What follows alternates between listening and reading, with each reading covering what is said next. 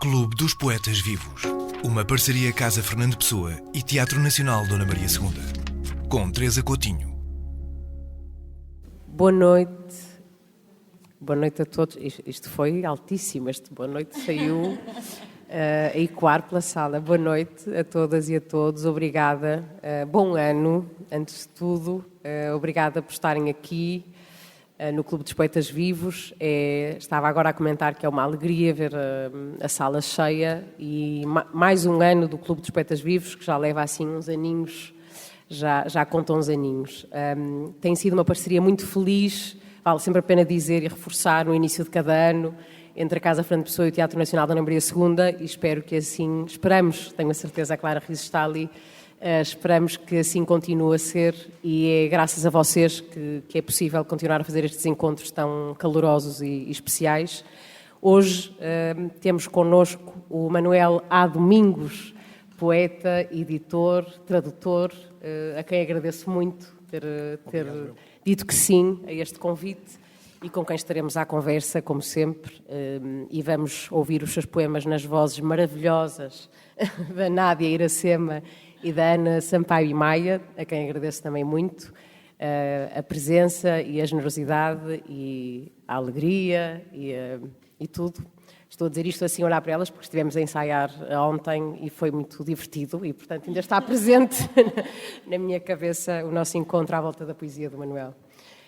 Manuel, vamos, se calhar, começar por ouvir alguns dos teus poemas, mas queria só fazer assim uma breve síntese. É muito difícil fazer, mas dizer que o Manuel nasceu em 77, em Manteigas, que publicou poesia, alguns dos seus livros, Entre o Silêncio e o Fogo, em 2002, Mapa, em 2008, Teorias, em 2011, Interrupção, em 2014, publicou prosa, Vala Comum, na Medula, 2013, Medula, editora que o Manuel, digamos, criou e dirige e coordena e sobre a qual falaremos nesta sessão, uma editora importante e independente.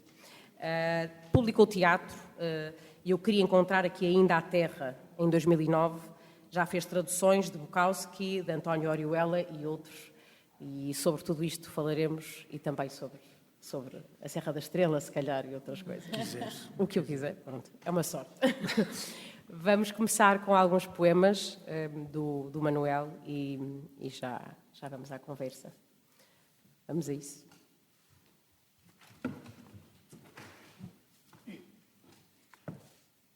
Mário, perdoa-me o trocadilho fácil, mas a verdade é que tenho pena desta capital.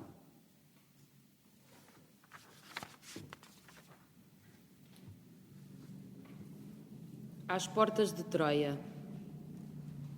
Há muito que devias estar de regresso a casa, mas o desejo trouxe-te até aqui, ao outro lado da cidade. Já te falaram deste lugar, do impossível que é transpor as portas guardadas por sentinelas, que olham com desdém e pedem 50 euros pela entrada, pois a noite está reservada a casais.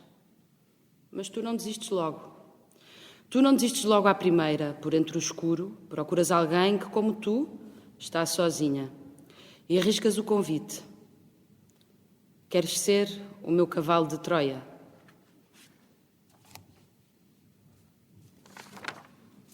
Com a noite fecha-se a cidade, em janelas e na luz branca das cozinhas. No prédio em frente, uma família janta de boca cheia. Na boca cheia dos filhos que contam o dia todos os dias.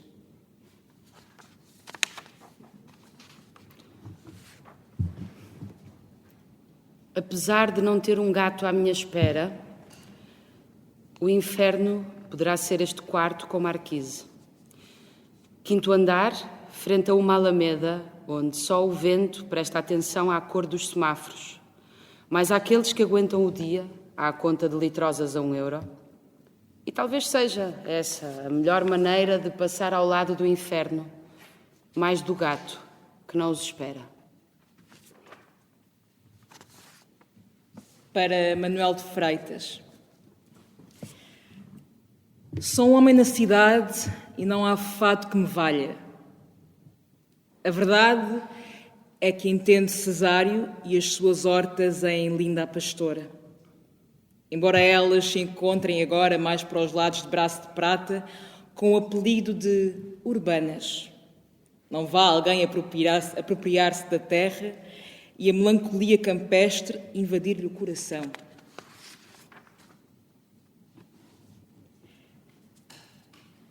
Não deixe que o frio te chegue aos ossos. Agasalha-te e passa ao largo dos dias. Caso não seja possível, investe em melancolia, mas agasalha-te. Não deixes que o mundo te dite o silêncio. Cala-o tu. Tenho vontade de ler. Retrato proletário. Uma mulher que fuma o primeiro cigarro do dia, de perna cruzada, na esplanada. O pé que toca o chão bate ao ritmo da música que vem do carro em frente.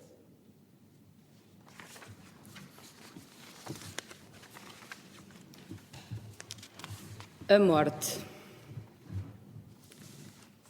A morte não é uma flor. É o meu pai nos cuidados paliativos. Eu a fazer-lhe a barba pela última vez e, no final, o seu sorriso.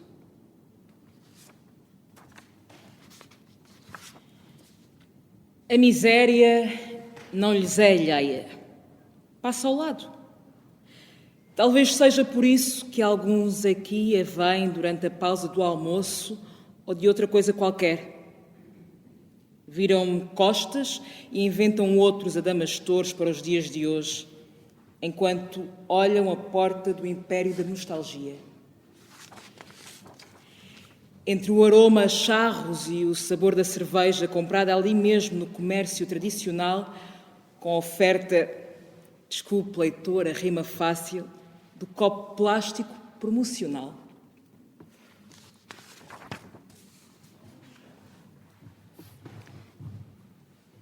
Uma rapariga sentada em bicos de pés.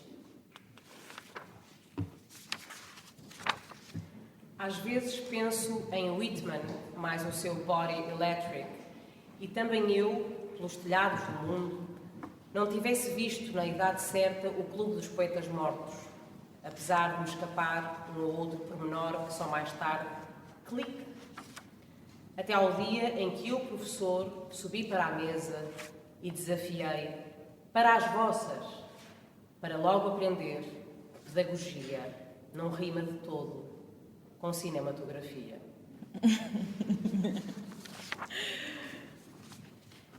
A tua voz, Clementine, nem ela resgata o dia que agora mal começa.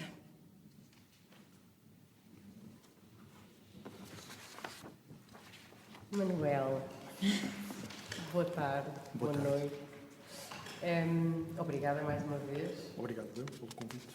E se calhar começávamos esta conversa, enfim, pelo possível princípio, pelo possível início, quando, enfim, começas a escrever, há este, falávamos há bocadinho, não é? Há este evento, digamos assim, que é uma coisa chamada Ciclo Lugar aos Novos, que foi promovido pela Câmara Municipal da Guarda, a uma determinada altura, tu eras bastante novo. Sim. E eu percebi, ao fazer a minha pesquisa, que é depois disso que tu publicas o teu primeiro livro. É depois disso que eu publico o meu primeiro livro, sim. E queria perceber um bocadinho que força é que esse momento teve para ti, como é que se dá esse início da tua escrita? Então, em primeiro lugar, boa noite e obrigado por estarem presentes. Eu vivia em Manteigas e chegou à altura no 10º ano ter que estudar, seguir os estudos. E os meus pais deram uma oportunidade de ir estudar para a Guarda. Isto, nos anos 90, ir de Manteigas para a Guarda era um upgrade enorme. Apesar da terra só estar a 42 km, mas como há bocado estava-te a dizer, eu quando ia à Guarda ou era para fazer análises clínicas, ou para ir ao médico especialista, ou para tirar radiografias.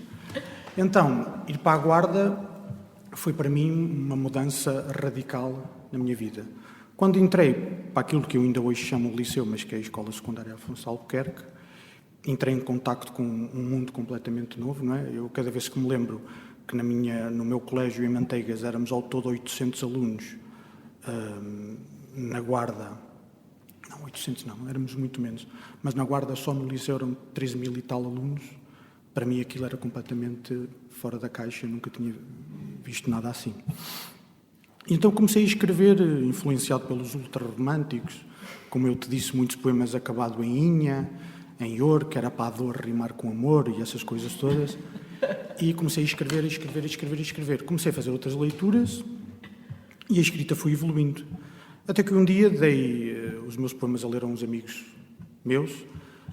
Claro que fiquei a pensar que era o próximo Fernando Pessoa, porque os amigos, naquela altura e com aquela idade, também não eram muito críticos. Eram justos, mas não eram muito críticos. E houve uma amiga minha, que é a Joana Paiva, que me disse porque é que eu não dava a ler os poemas a uma pessoa, que depois se tornou uma grande amiga minha, que é o Américo Rodrigues. Eu disse, mas quem é o Américo Rodrigues? Ele disse, então um poeta cá da Guarda até dinamizou os cadernos de poesia do Aquilo, fundou o Aquilo. Está bem, então onde é que ele está? Ele é o animador sociocultural da Câmara Municipal da Guarda, vai lá ao gabinete dele e ele recebe, bate-se à porta. E assim fui. Eu fui à Câmara Municipal da Guarda, bati à porta do Américo, o Américo olhou para mim, disse para eu entrar. Eu disse só que vinha, trago aqui uns poemas, uma amiga minha, a Joana Paiva, que é a Pumuki, disse para eu trazer os poemas para o Américo ler, que era uma coletânea chamada Palavras Soltas ao Vento, ou Palavras Largadas ao Vento. Era assim. Esse era o título do teu livro? Do livro, sim, daquilo que eu pensava que ia ser o livro. O Américo disse, olha, hoje não te posso ter nada, mas volta daqui a 15 dias. Eu daqui a 15 dias lá fui bater à porta do Américo e ele disse-me, olha, tens aqui coisas boas, tens aqui coisas muito boas, mas a Câmara vai começar com este ciclo, Lugar aos Novos, e eu desafio-te a participar. E o que é que era o Lugar aos Novos?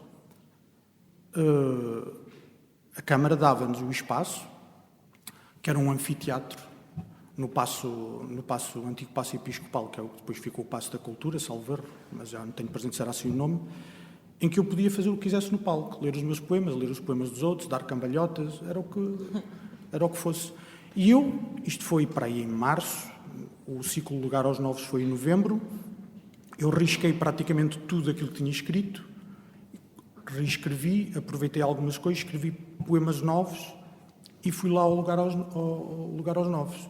Devíamos lá estar 10 pessoas dentro, acho que 2 delas eram os meus pais, uma namorada que tinha na altura e depois outras pessoas, e o Américo também estava presente.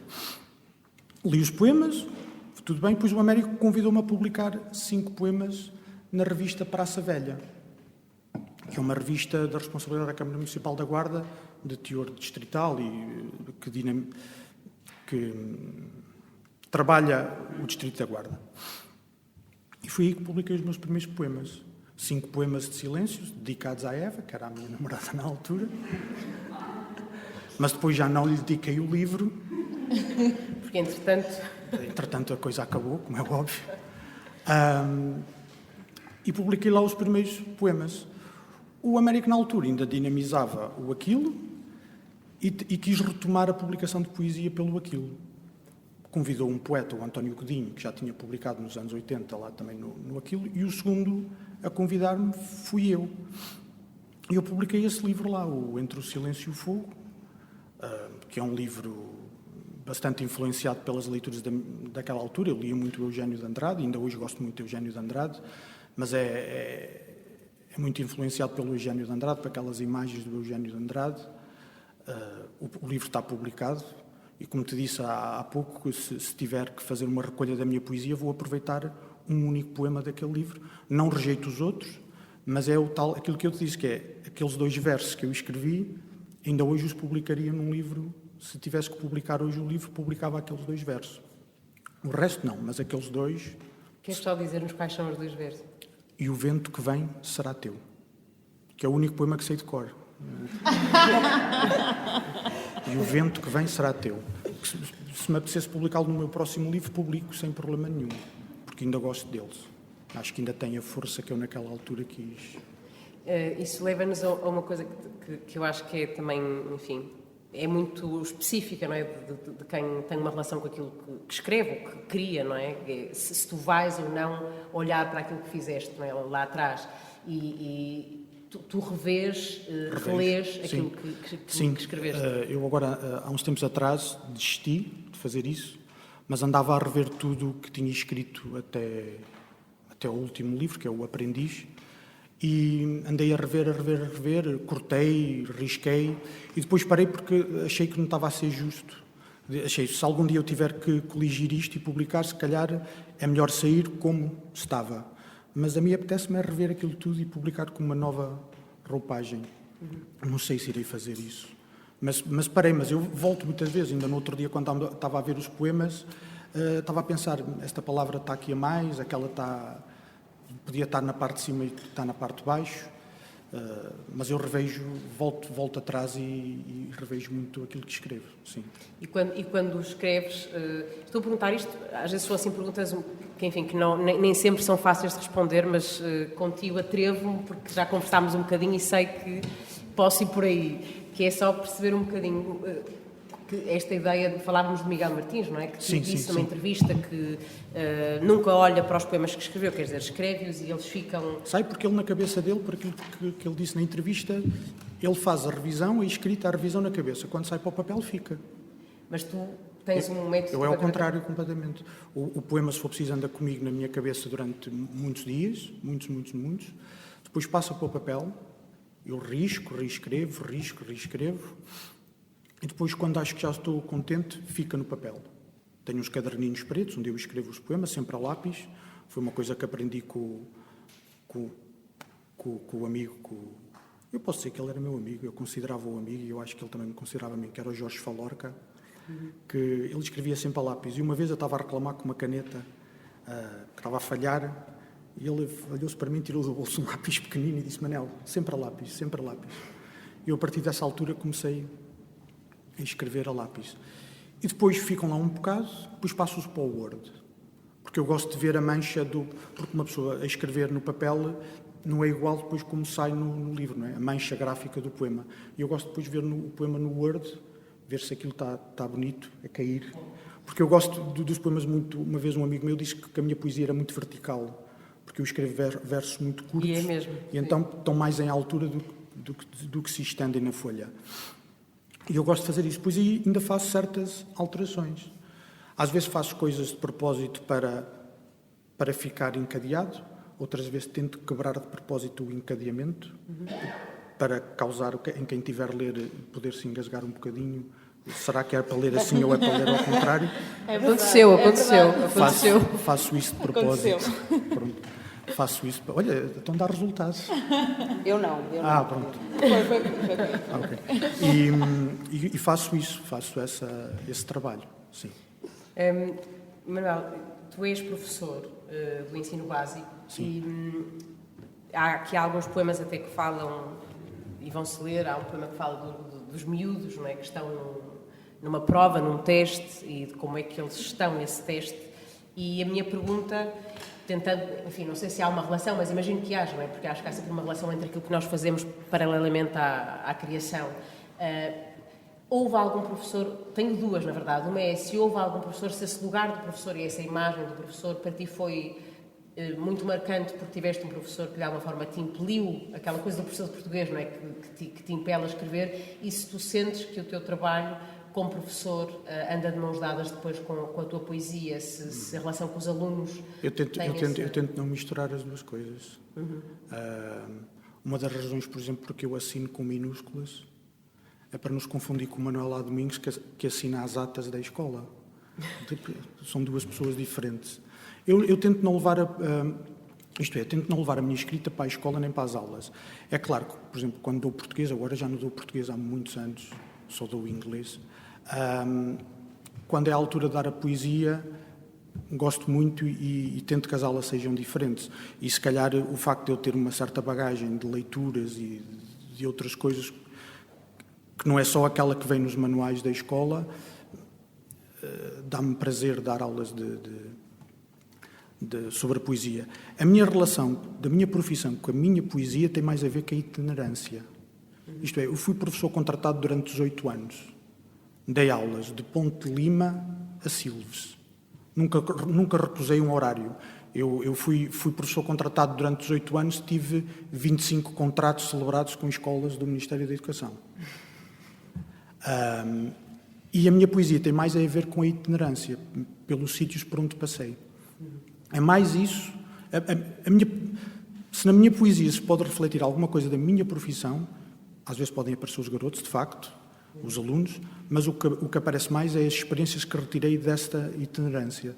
Ter andado com a casa às costas durante 18 anos, que a casa às costas quando eram caixotes, não é? Caixotes. Houve uma vez uma rapariga numa entrevista que disse que ela tinha tudo para ter uma casa, porque tinha os caixotes, só que não tinha a casa. E foi aquilo que eu senti durante 18 anos. Aí sim nota-se mais essa poesia. Por exemplo, no Aprendiz nota-se muito isso, porque eu dei durante... Eu ia fazer exatamente a mesma coisa. Dei durante 2 anos aulas na escola do Alto Lumiar, que agora tem o nome pomposo de Alta de Lisboa, que é a escola de Dom José, que é uma escola muito, muito dura e muito pesada. E há certos poemas desse livro do Aprendiz poemas que surgiram das conversas que ouvi em cafés, enquanto esperava para ir para as aulas, isso assim. A minha profissão, o que me deu foi essa parte da itinerância, poder talvez passar para os meus poemas. Às vezes, se calhar, uma certa revolta, apesar de eu tentar que os meus poemas não haja muita revolta nos meus poemas. Porquê? Toda a gente tem pensamentos maus sobre tudo e mais alguma coisa, estar a ler uma coisa que também traz ali a revolta, para mim não faz muito sentido. Se algum dia sair, sai e fica. Mas acho que não faz sentido alguém estar a ler. Para mim, não faz sentido para mim. Okay? E não faz sentido para mim eu escrever a minha revolta na poesia. Se calhar sou capaz de escrever a minha revolta num texto em prosa. Mas na minha poesia não quero. Também não quero que ela seja bonita e somos todos muito felizes e isto vai tudo acabar muito bem. Mas também não quero pôr um lado tão negro, cada um de nós tem o seu lado negro, estar a partilhar o lado negro, estar ali a acumular ainda mais negritude, acho que não vale a pena. Um dia desse posso estar a morder a minha língua e sai um livro negro como tudo, mas tudo bem. E queria-te... Porque há bocado falávamos... Tu disseste uma coisa que eu achei muito interessante e gostava só... Se quiseres contar o episódio, eu acho que ele é mais expressivo do que o que quer que se possa dizer, mas tu dizias, nem sempre se escreve um poema, mas o poema vale pelo momento poético que se viveu. Não foi exatamente isto, mas diz respeito ao momento... Foi um poema, sim. Isto foi um poema, isto foi aquela história que eu te contei. Eu tenho um poema num livro... Vocês ouvem bem o Manel? Estão a ouvir bem? Desculpa, Ok. Mais ou menos? É por causa do microfone. Fala um bocado mais alto, então. Ok, obrigado. Muito obrigado. Obrigado. Eu tenho um poema num livro que é o Mapa, chama-se Poema da Noite de Ontem. E afinal eu sei 2 poemas meus de cor. E é um poema muito simples que é: devo uma grade de cerveja e um chupa-chups. Pago amanhã. E como é que este poema acontece? Uma noite de copos muito longa em Manteigas, em que a malta acabou a noite a pagar grades de cervejas uns aos outros, e eu cheguei ao fim da noite e não tinha dinheiro. Chego ao balcão, vou falar com o rapaz, com o Tino, e digo: Tino, eu não tenho dinheiro para pagar. Aponta aí num papel, e rasga-me um papel muito pequenino mesmo. E eu começo a escrever: devo uma grade de cerveja e um chupa-chups, paga amanhã. E ele pegou naquilo e disse: olha já fizeste um poema. Porque uma coisa que eu tenho é que os meus amigos de Manteigas nunca levaram a sério isto da poesia, que é uma grande vantagem. Que é fantástico. E, olha, fizeste um poema. E eu pensei, se calhar fiz. E depois o editor desafiou-me a publicar o poema. E eu disse: Luís, mas vou publicar isto? Publica. E publiquei. E eu estava a dizer à Teresa que não é tanto aquele pedaço de texto que é um poema. Para mim foi mais um momento. Foi aquele momento de eu ter acabado uma noite muito, muito puxada, não ter dinheiro, ter acontecido aquilo e o Tino ter-me dito: olha, escreveste um poema. Tudo aquilo é que foi poético para mim. E tentei pôr no papel. Agora, se conseguisse, não. Há gente que quando esse livro saiu, toda a gente me atirava aquela cara a esse poema a dizer isto não é poesia, isto não é nada. Não é? E provavelmente não é, mas aquilo que eu vivi naquele momento foi. Pronto, se calhar tinha que fazer uma nota de rodapé a contar a história para as pessoas depois sentirem isso, mas foi isso. Porque os teus poemas muitas das vezes andam de mãos dadas com episódios Sim, com reais, episódios. não é? Da tua vida. Sim, Não... é que foi aquilo que eu também disse. Eu, durante uns tempos, tinha a ilusão de querer escrever poemas literais. Isto é, a pessoa lia e via aquilo que eu vi. Não via mais nada.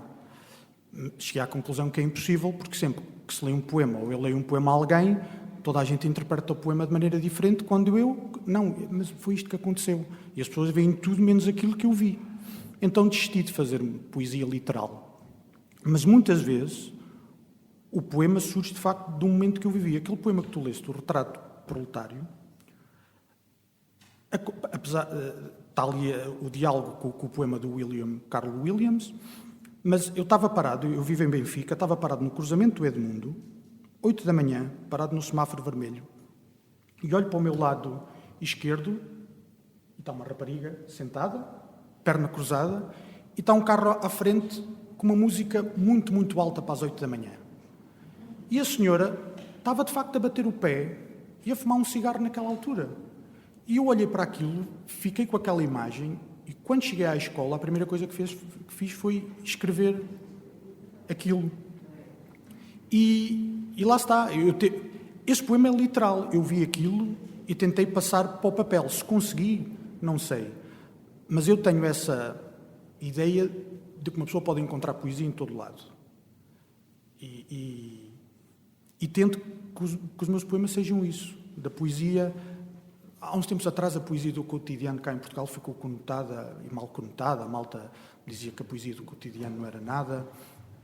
Eu, sinceramente, não estou rigorosamente interessado nisso, nem nessa polémica. Eu já tive mais, agora não me interessa. A mim interessa-me o momento que eu vivo, passo para o papel. E eu acho que aquilo tem validade, o que é assim um bocado estranho dizer, que senão tudo pode ter validade do ponto de vista poético. Basta a pessoa entender, não, eu considero que isto é poético. Mas eu tento, de facto, que os meus poemas sejam literais, que sejam parte da experiência que eu vivi. O poema que ela leu de uma rapariga sentada em bicos de pés. Estava uma rapariga sentada ao meu lado e estava com aquela posição dos pés assim, sentada, aquela posição. E eu achei sentada em bicos de pés. Ela está em bicos de pés, mas está sentada. E decidi fazer, acho que são 13 versos, uma espécie daquilo que eu chamo os não haikus. Que é porque eu não respeito a métrica, não respeito nada. Mas estava uma rapariga ao meu lado, sentada em bicos de pés. E eu achei piada aquilo. E foi no Adamastor. Eu passava lá de tarde, no Adamastor. Quando saía da escola do Alto Lumiar, tinha que ir para algum lado desanuviar, porque foi um ano e meio pesadíssimo naquela escola.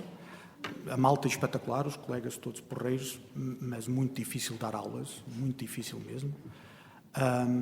Eu ia desanuviar e escrevi lá aqueles poemas que é o Adamastor, que faz parte do Baço, que é talvez aquilo que eu considero provavelmente o meu melhor livro, será o Baço, porque foi durante um ano letivo, nem foi um ano letivo, foi de janeiro a junho, foi muito intenso, e saíram aqueles poemas. Vamos já ouvir mais alguns poemas, mas queria só fazer-te uma pergunta sobre, tu disseste, a propósito até da vinda aqui, de estar aqui, não é? Espero não estar a fazer uma inconfidência, desculpa se estiver, podes-me ralhar, sim. Mas disseste, eu já não tenho grandes ilusões. Sim. E não estava à espera de convite, pronto, e claro que isto não é sobre o estares aqui necessariamente, mas acho que isto revela também uma leitura que tu fazes, não é? Do que é ser poeta e do que é escrever há algum tempo e o que é isso de já não ter grandes ilusões. As grandes ilusões têm a ver com aquilo que eu também te disse. Eu tenho 44 anos. Se há 20 anos atrás me tivessem convidado para uma sessão dessa, eu achava naturalíssimo. Claro que tenho que ser convidado. Como é que posso não ser convidado? Não é? Aos 44 anos, fico surpreso. Tipo, olha, porreiro, Mas fiquei surpreendido. Ilusões, porque eu nunca... Lá está, aos 24 anos eu tinha ilusões. Eu cheguei a pensar que ia viver disto, de escrever, não é? Lá está, completamente fora da realidade. É impossível. A grande vantagem, por exemplo, que me dá um grande conforto é eu ter uma outra profissão, que é ser professor, o que me dá bastante liberdade, por exemplo, para escrever. Pode não me dar muito tempo, mas a liberdade dá-me com fartura porque não estou dependente de rigorosamente nada. Nada. Sou eu e mais ninguém. E isto não ter ilusões eu vivo desde 2018 em Lisboa. Vivi durante 6 anos em Coimbra, dinamizei lá várias coisas na livraria do Miguel de Carvalho. Com ele e com mais uns amigos fizemos o Maldito durante 2 anos. E nunca... Tentei sempre ser discreto. Ainda há bocado estava a dizer, está bem, nós temos Facebook, Instagram, temos tudo, mas eu tento passar ao largo. Foi o que eu estava a dizer, desde que estou aqui em Lisboa, se calhar fui a 2 apresentações de livros e uma foi a minha, do meu livro. E depois fui a outra apresentação. Seria um bocado chato não ter aparecido. Então, eu não vou dizer assim, eu não apareço. Não, eu de facto não apareço. Não vou a apresentações. Muitas vezes é por causa da escola. Então agora as apresentações também são menos, mas reuniões às vezes começam às 7 da tarde e prolongam-se. E aos fins de semana às vezes quero estar com a família.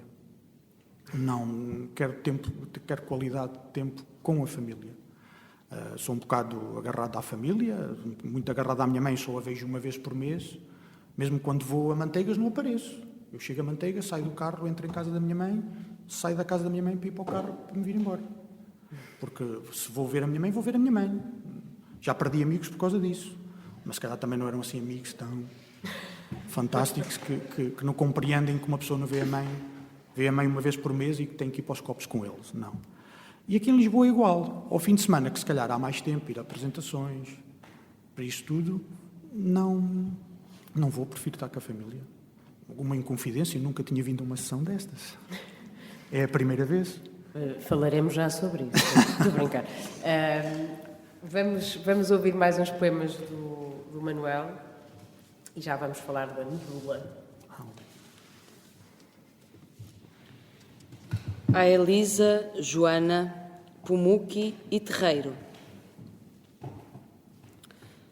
Ninguém nos avisou que um dia o medo se instalaria com a vontade de quem sabe o que quer. Os versos que líamos traziam apenas o medo dos outros, o amor dos outros, a morte dos outros. Nós permanecíamos intocáveis, apesar de aqueles também serem os nossos versos. Ninguém nos avisou que iríamos envelhecer, que um dia cada um seguiria o seu caminho e que o medo tomaria conta dele outra vez.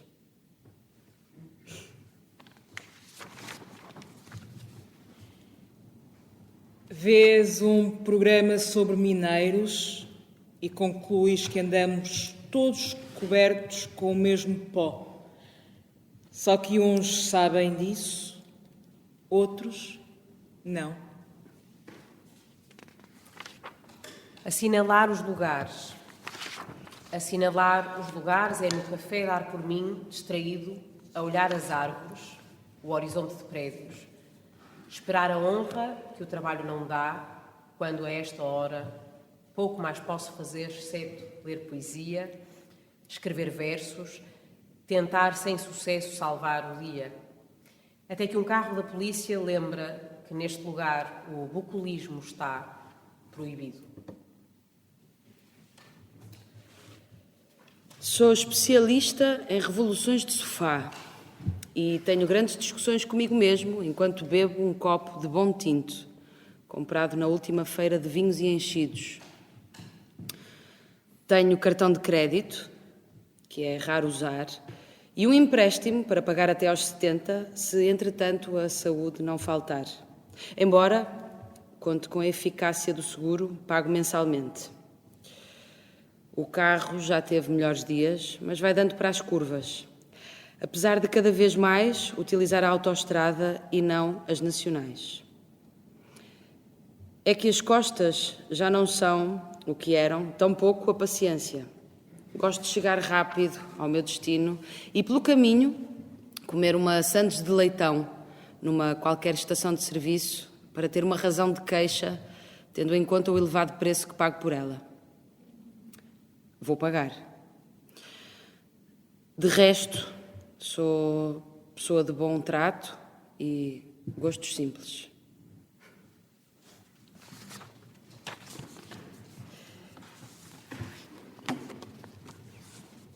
Ulisses regressando a Ítaca, ao Henrique Manuel Bento Fialho.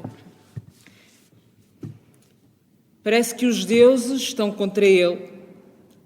A chuva que cai é prova disso. Liga o rádio e o trânsito também não ajuda. E parece que passaram 10 anos desde que saiu do trabalho para ir buscar o filho, que agora dorme no banco de trás do carro, que continua a pagar as prestações. Nunca lhe disseram que seria assim. E muitas vezes pensa na vida que poderia ter caso fosse outro ou ganhasse o jackpot dessa semana. Mas aos poucos os carros vão avançando e ainda há esperança de chegar a casa à hora do jantar, beijar a mulher que o espera e reclamar um lugar frente ao televisor. Poderei não ser perfeito, mas sei passar uma camisa a ferro, discutir à mesa até onde vai a ética na política e, no fim da conversa, deixar o talher nas 4h20 do prato. Sei também, porque aprendi, guardar certos silêncios sem os dizer ao ouvido de alguém, já que os melhores segredos são guardados no sufoco da almofada ao adormecer. Porque aquilo que realmente importa é o crédito que temos na praça pública. O resto, digo, aquilo que sentimos, é certo e sabido que não nos leva a lado nenhum, nem interessa a ninguém. E posto isto...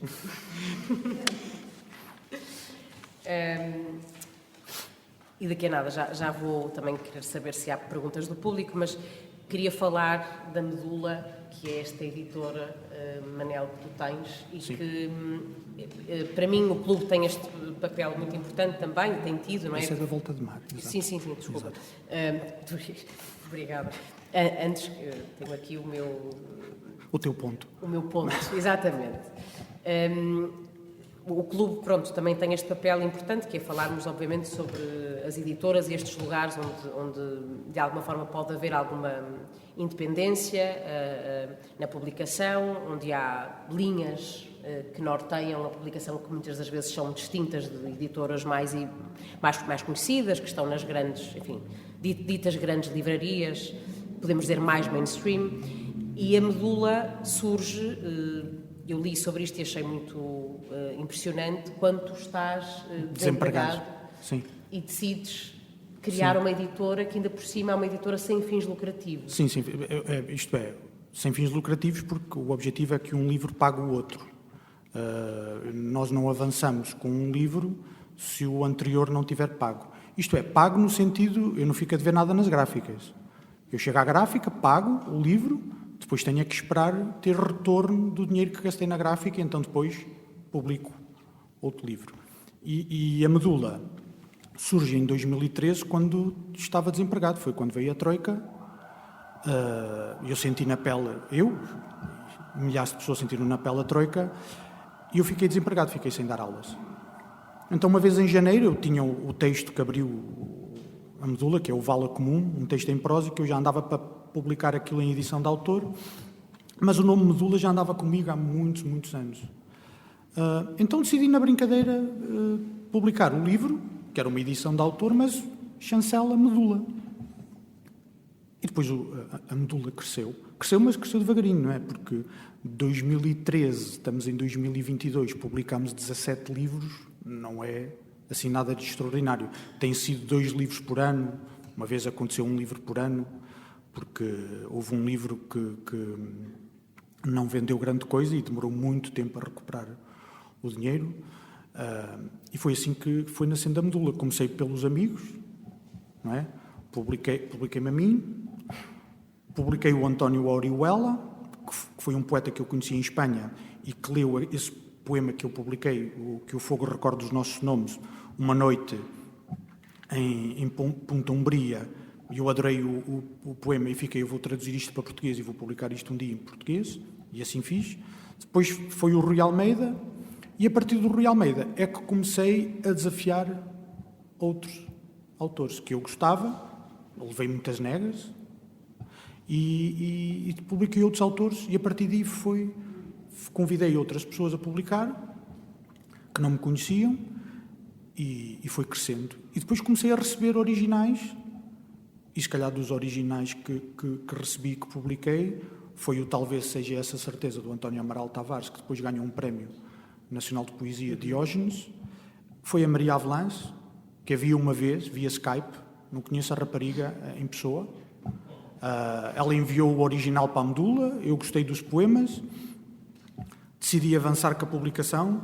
Uma vez eu e a Ana reunimos-nos em Skype com ela e falamos via Skype e nunca mais falei com a rapariga, enviei-lhe os exemplares a que ela tem direito. Ela foi à vida dela, eu fui à minha e pronto, está feito. Não sei por onde a última vez que falei com ela via Skype estava em Manchester, agora não sei por onde é que está, por onde é que andará. E foi assim, foi crescendo. Mas a ideia o que eu acho, enfim, impressionante, e se calhar não tem assim explicação maior, mas quer dizer, no momento em que estás desempregado e em que estás numa grande instabilidade financeira, criar uma editora não é propriamente assim um movimento mais, digamos, de recuperação de alguma estabilidade. Não é. Mas foi aquilo que eu digo, e que roubei a ideia ao Virgílio Ferreira, que foi para ocupar o espaço da inquietação. Eu nunca tinha estado desempregado durante tanto tempo, eu quase que trepava às paredes em casa, a minha vida era estar... Depois é uma coisa curiosa, que é, os escritores estão sempre a queixar que não têm tempo para escrever. Isto o trabalho tira-me tempo e tal. Eu estive desempregado e não escrevi nada naquela altura. Porque o facto de estar desempregado tinha todo o tempo do mundo, mas eu não conseguia escrever. Não conseguia. E achei piada que agora, quando foi o confinamento, houve vários escritores que se queixaram disso mesmo, que estavam confinados em casa, tinham todo o tempo para escrever e que não conseguiram escrever. Eu senti isso quando estive desempregado. E o objetivo foi ter alguma coisa em que me agarrar, uma espécie de boia. Porque eu estava a ver o desemprego a prolongar-se, o subsídio de desemprego a diminuir, e pronto, e as poupanças foram para a Medula. Foi uma maneira de... E havia da tua parte assim uma vontade, ou seja, olhando para o panorama editorial, digamos assim, português, sendo que isto é um bocado difícil, enfim, há muita gente hoje em dia a editar e editoras mais pequenas, mas tu sentias que poderia fazer falta um lugar que ainda não existisse e que tu poderias... Isso não. Isso tenho que ser sincero que não senti isso. Não vou dizer, eu agora vou aqui ocupar este nicho que não está a ser aproveitado. Não, foi mesmo publicar, desafiar-me a mim próprio para me manter à tona.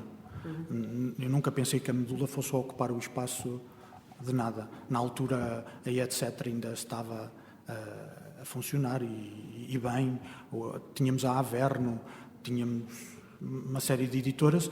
De facto, em 2013, depois foi um grande boom. Foi a Medula, em Coimbra, eu estava em Coimbra na altura, foi a Medula e foi a do lado esquerdo, não é?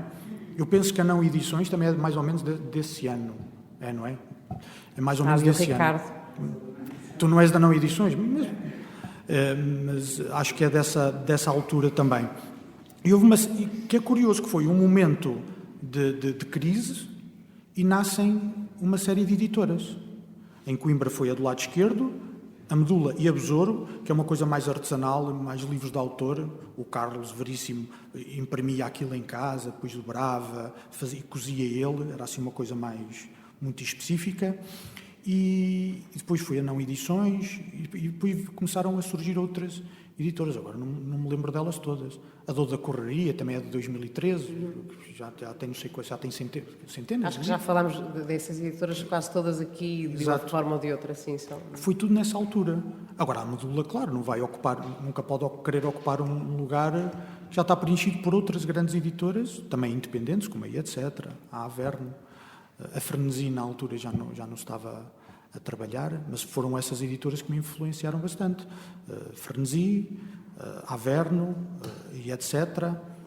A Fenda, dos anos 80 e 90, e não sei se me estou a esquecer de mais alguma. Agora deu-me assim uma branca. Sim, tu tens, diz quem vai ao Facebook da Medula pode ler. A Medula começou em 2013 comigo desempregado, à rasca, mas começou. Não seria possível sem o exemplo de Américo Rodrigues e sem a influência de Averno e etc. Frenesi, Black Sun, Edições Mortas, Iena e Fenda. Pronto, estava-me a esquecer da Iena, da Black Sun, do Fernando Guerreiro e das Edições Mortas do Ada Silva, lá de cima do Porto. Exato. A Medula tem estes livros, já agora mostro só para vocês, muito bonitos e realmente muito bonitos estes objetos. Este livro é teu, Os Pombos Lerdos. É coletivo, isso é um livro que são vários poetas.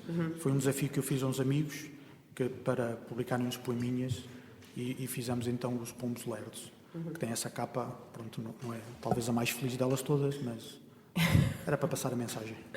Certo. E, Manuel, em relação ao Aprendiz, este livro que eu tenho aqui, que já mostramos, tu disseste uma coisa acerca do... Gostava só de perceber um bocadinho, cada título de poema diz respeito ao poema de alguém. É o poema de alguém, sim, sim. A lista, eu agora não sei os poemas todos, está no fim. Todos os títulos remetem para um poema, por exemplo, já agora posso ler isto, que é O Aprendiz foi escrito entre Malveira, Manteigas e Lisboa, de setembro de 2016 a 2018. Os títulos dos poemas foram pedidos emprestados ao Alexandre O'Neill, Álvaro Feijó, António José Fernandes, António Reis, Augusto Massi, Carlos de Oliveira, Ernesto Sampaio, Eugênio de Andrade e por aí em diante. E todos os poemas foram inscritos numa tentativa de diálogo com os poemas destes autores e respeitam o número de estrofes, o número de versos dos poemas destes autores. Por exemplo, este poema que tu leste, o Retrato Proletário, tem o mesmo número de estrofes e o mesmo número de versos que o poema do William Carlos Williams e assim sucessivamente. Foi numa altura... Este livro é curioso, os primeiros poemas que começam como uma espécie de... para desentorpecer a mão. Eu não andava a escrever e lembrei-me, porquê é que não faço este jogo, esta brincadeira? Vou aqui pegar num poema do William Carlos Williams e vou escrever o meu Retrato Proletário. E comecei a fazer isso para desentorpecer a mão. E isto foi crescendo. Também não cresceu muito, não é? Também não sou assim muito. Mas pronto. E há uns tempos atrás andei a fazer umas coisas mais fortes, que dei um título provisório chamado Heresia, mas que parei, que peguei, por exemplo, em poemas do Fernando Pessoa, Herberto Helder, peguei nesses poemas, dialoguei com eles e tudo isso, mas isso está na gaveta, não sei se algum dia vai ver a luz. Antes de perguntar o que é que trouxeste para ler, porque eu faço este desafio e o Manuel aceitou e tem aí uns calhamaços ao lado da cadeira, eu queria só... há aqui uma frase do Rolo Brandão que diz: em certas ocasiões, se as palavras e a insignificância desaparecessem, só ficava de pé o espanto. Rolo Brandão. E eu... até porque há um poema em que tu dizes que realmente continuas espantado por estar vivo, e eu acho que o espanto atravessa muito os teus poemas. De certa forma, tu já falas sobre isso quando dizes que a vida, isto é de certa forma também estar ainda espantado com a vida, não é? Escrever sobre a realidade. Mas esta frase do Rolo Brandão faz sentido para ti, ou seja, a questão do espanto ainda é uma coisa que talvez por isso também não queiras pôr nos teus poemas a revolta ou o que é de mais doloroso. Essa citação do Rolo Brandão é retirada de um dos livros da minha vida, dito assim, fica assim um bocado de coisa, que é o Humus, que é um livro que eu releio, e foi retirado aí. Foi um livro que me marcou bastante. Lá está, pela negritude, por aquela cadência dele, por isso tudo. Essa citação, de facto, foi retirada como uma espécie de lema da Medula, por causa disso mesmo que tu acabaste de referir.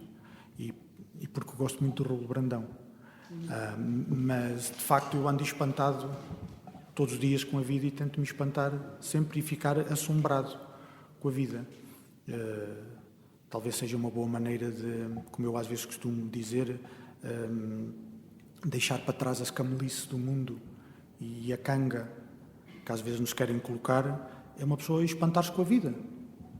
Também só temos esta, como se costuma dizer.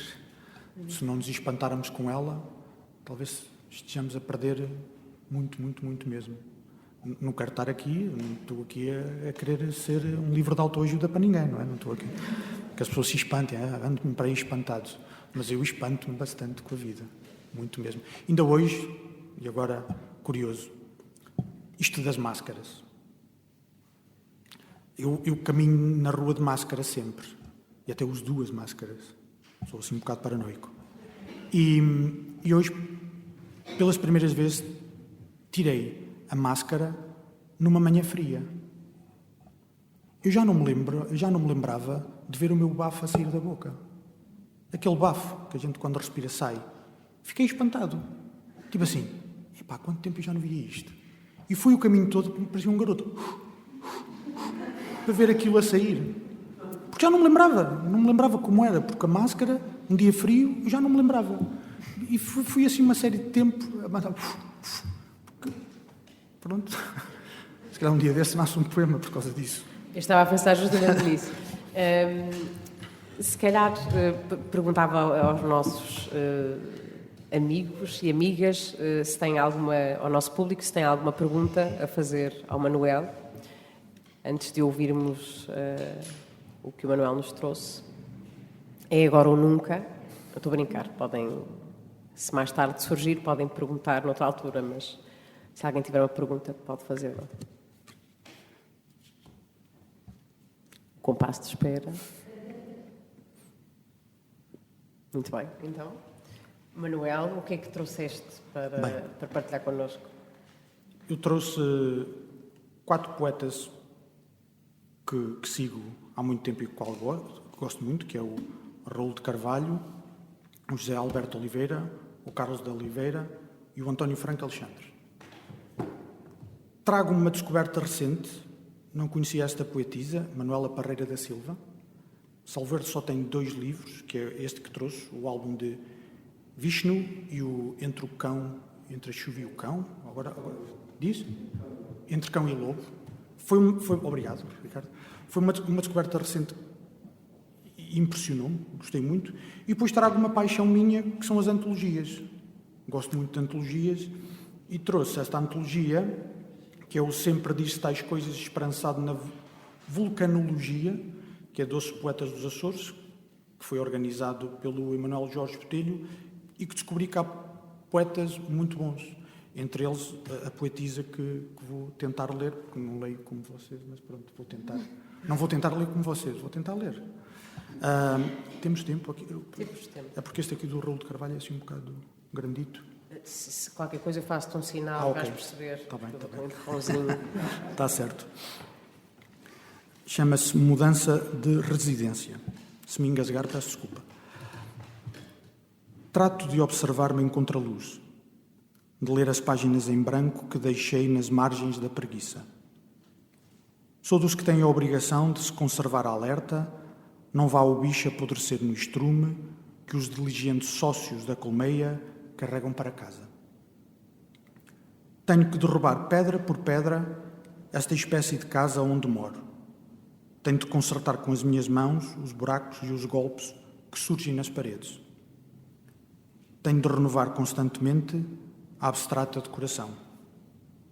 Tenho de ser hábil, modesto, firme. Só assim é que posso pôr o retrato e os bichos ao contrário, de forma a que a luz lhes incida de frente e deixe ver aquilo a que o santo chamou as partes vergonhosas do poema. Entretanto, não posso fiar-me nas cantigas, nem confiar demais nas virtudes do mapa, nem desejar viagens que existem para os outros. O meu lugar, o meu dever, o meu repouso, é situar na cama os minutos que faltam para o salto no mito. Para o dono da casa resolver despedir-me, para o colchão de arame das gratuitas conversas, dos lençóis de cambraia, dos licores transparentes, serem deitados juntos no caixote do lixo. Aqui coloco em posição de estátua o busto que encontrei em algum jardim. Naquele canto ali, ao pé da minha estante, irei colecionando as cartas que me falam de ti.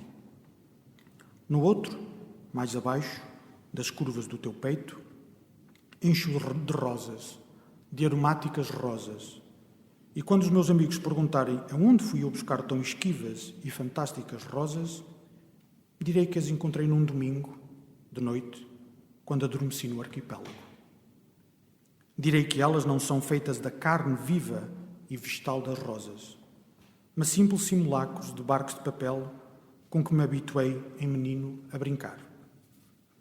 Com que nos sequiosos oásis da minha planície absolutamente seca, os homens se entretêm a espalhar a água, a recordar a idade vermelha dos navios. Para que tudo fique no devido lugar, para que as manchas sejam completamente expostas, os insetos lhe possam picar livremente e as formigas lhe comam a humilde e ingênua superfície marítima. Para que o tempo fique à mercê das carícias. Entretanto, a despesa que me custa viver. Entretanto, o consumo que faço de emblemas. Entretanto, os projetos que nunca realizo. Entretanto, o meu quarto como vai ficar bonito.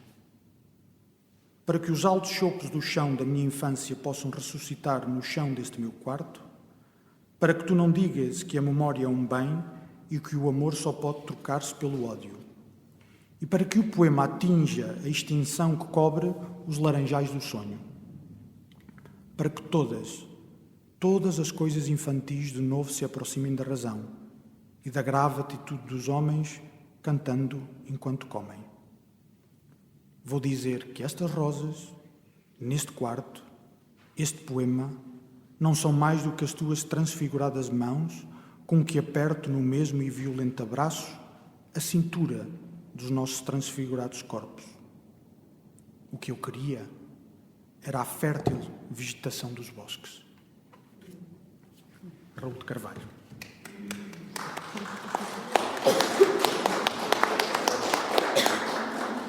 Obrigado. E agora, como diriam os Monty Pythons, para algo completamente diferente, do livro sumário. Este aqui foi do livro de uma antologia que é da Círculo de Leitores, que é a Realidade Branca do Raul de Carvalho. Do José Alberto Oliveira, do livro sumário, que é o último livro do autor, vou ler notícias verdadeiramente espantosas.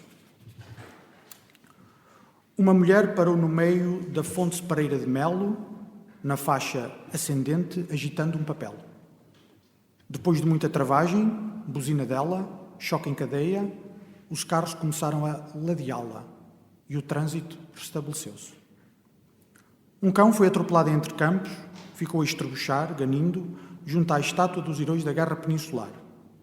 O carro ficou com um farol partido e o guarda-lamas amolgado. Houve uma falha geral de eletricidade no bairro das Colónias.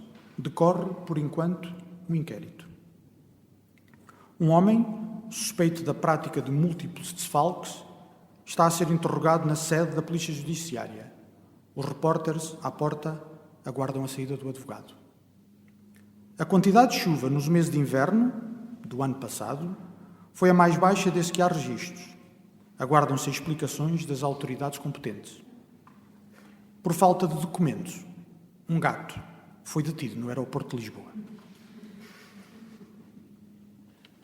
Agora, um poeta que me segue desde sempre, ou que eu sigo, ele não me segue, não é? Eu é que o sigo a ele, que é o Carlos de Oliveira, e que influenciou bastante a minha escrita pela economia das palavras, pela aquela vontade de fazer, desfazer, fazer, desfazer. Vou ler o poema Salmo. A vida é o bago de uva macerado nos lagares do mundo. E aqui se diz, para proveito dos que vivem, que a dor é vã e o vinho breve. Breve, o vinho breve. Agora, de António Franco Alexandre, é muito difícil escolher um poema, porque gosto mesmo muito, e lá está, e a minha escrita não se encontra em nenhum ponto com a escrita do António Franco Alexandre, completamente opostos, mas não deixa de ser um autor que eu gosto muito. Se o António Franco Alexandre ouvir isto, continuamos à espera. António... É um namoro já acredito, longo. Acredito. Vou ler um poema sem título. Verdade, somos iguais. Temos quase a mesma idade. O sangue é esmo que escorre a vertente dos sinais. Rasgamos sombra na chuva, o corpo aberto ao jamais. Luva em luva nos abrimos, cada qual com a sua chave. Demasia nos visita, no som pálido das horas. O erro nu nos demora. Cada um por si imita o som branco dos demais. Verdade, somos iguais. E então agora aquela descoberta recente que é Manuela Parreira da Silva. Vou ler um poema intitulado Cotidiano. A superfície, um copo, um livro, a caneta deitada, a mesa, o cesto das laranjas, as contas da água da poeira, a luz que incide sobre a nudez de tudo, o teu rosto pintado na parede, o mapa dos passos no soalho. Lá fora, o vento, a tua voz chamando pelo cão nos arredores de uma outra cidade.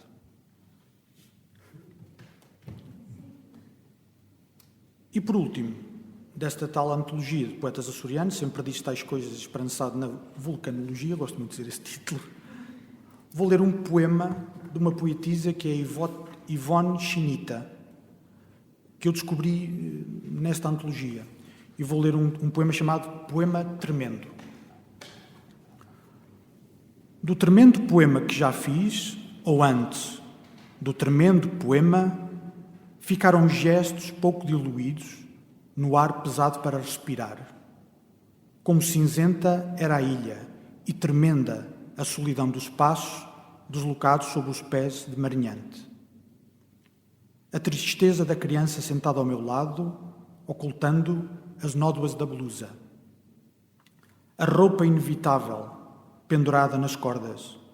A dor nas costas da mãe, lavando uma vida toda. Mas tremenda, tremenda mesmo, é esta tarde parada em que não temos coragem de soprar no vento. E pronto, foi o que eu trouxe das minhas leituras. Obrigado. Estamos mesmo a terminar. Eu, apesar de serem referências maravilhosas e fantásticas, acho que é justo que terminemos com os teus poemas e não com os poemas de outras e outros. Se calhar, só mesmo para terminar, assim, e numa breve resposta, gostei muito de estar a conversar contigo, Manuel. Muito obrigado, igualmente. Fico com a sensação, não sei como é que se pode... Uma vez a Ana Luísa Amaral, que também já esteve aqui no clube, disse uma coisa que eu achei muito forte e bonita e que me fez pensar, que é... perante a pergunta o que é que fica, se achas que a tua poesia fica, não é? Esta ideia de quando alguém cria quando criamos, às vezes temos esta leve esperança, não é? Mesmo que secretamente, que as coisas fiquem, que se, enfim, mantenham no tempo após o nosso desaparecimento. E ela respondeu qualquer coisa como isso não sou eu que decido, prefiro não ocupar o meu tempo a pensar nisso, não é? Não sou eu que decido, não sei se fica. No fundo, ela não sabia se a poesia dela iria ficar. E esta pergunta é assim um bocado esmagadora, mas ao mesmo tempo falando contigo e pensando também na simplicidade e profundidade, acho que andam de mãos dadas, com que tu olhas para a tua escrita, pensas nisso, se a tua poesia ficará? Não. Concordo plenamente com a Ana Luísa Amaral. Não penso, não me cabe a mim decidir. Agora poderia dizer ela vai ficar, para o bem ou para o mal, nas pessoas que aqui estão, não é? Agora, quanto tempo vai ficar? Isso não sei, também não me cabe a mim decidir, nem compete. Mas acho que as pessoas vão ficar com um bocado da minha poesia, as que aqui estão. Agora, se daqui a 20 anos alguém se vai lembrar do Manuel A. Domingos, que escreveu os livros que escreveu, não faço a mínima ideia. E lá está, não perco tempo a pensar nisso. Concordo plenamente com a Ana Luísa Amaral. Muito bem. Vamos então ouvir só mais uns poemas do Manuel.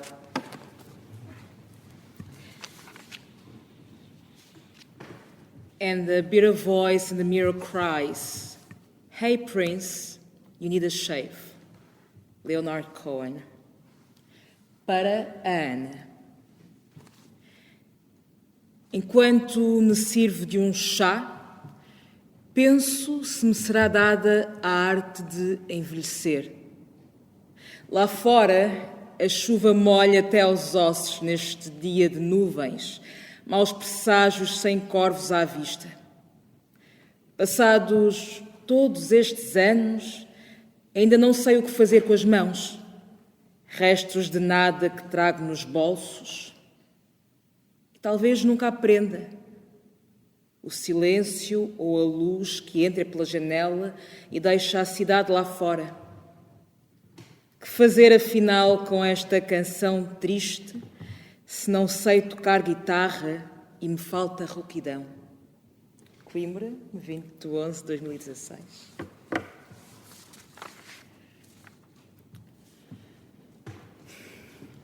Não penses que passo o tempo a pensar em questões como a imortalidade ou não da alma.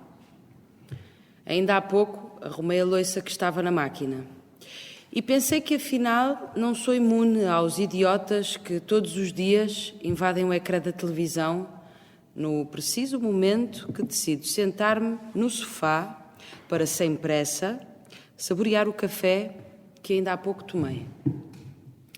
E logo penso que deveria estar a ler um livro ou ouvir uma qualquer partita de Bach.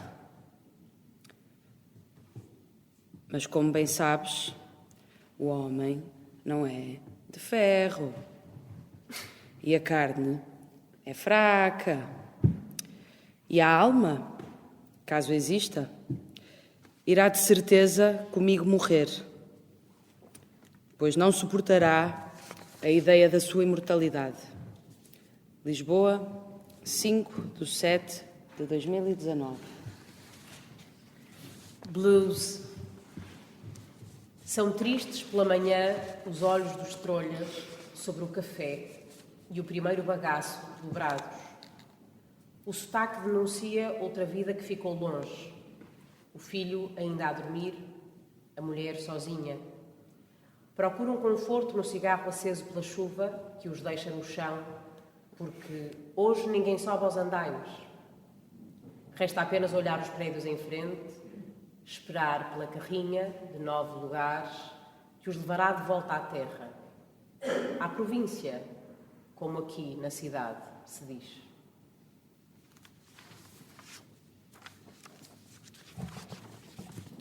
Edward Hopper à janela. A Maria João Lopes Fernandes. Da minha janela, vejo a tua janela e conheço os teus passos pela casa. Sei qual o teu pijama favorito, que das 5 às 6 passas a ferro, mas só à quarta-feira, que começas a fazer o jantar a partir das 7, que o serves às 8, mas não me acuses já de voyeur. Acusa antes quem pensou que janelas ficam bem frente a outras janelas. Pois se da minha janela eu não visse a tua janela, só saberia de ti o café que bebes cada manhã no lugar do costume e que o teu cabelo, ainda molhado, cheira a um qualquer shampoo com aroma a mentol.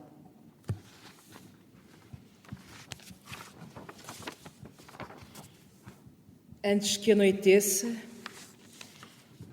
quer dizer que o dia esteve fresco, que o gato talvez tenha passado parte da manhã à janela, que a cidade continua no mesmo lugar de sempre, que no prédio em frente ainda não se vêem luzes, que os vizinhos de cima acabaram de chegar, que passei o dia relativamente triste, que o mundo é como é, mas não desejo o outro, que a luz deste entardecer é de fotografia, que há pombas a voar no escrever destas linhas, e digo também que são muitas as vezes que me espanto com isto de estar vivo.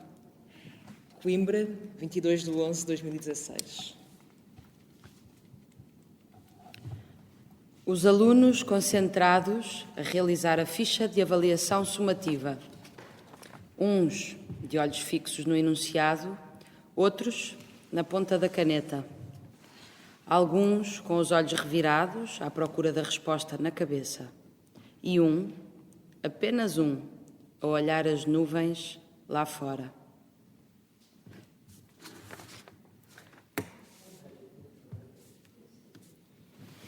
Obrigada.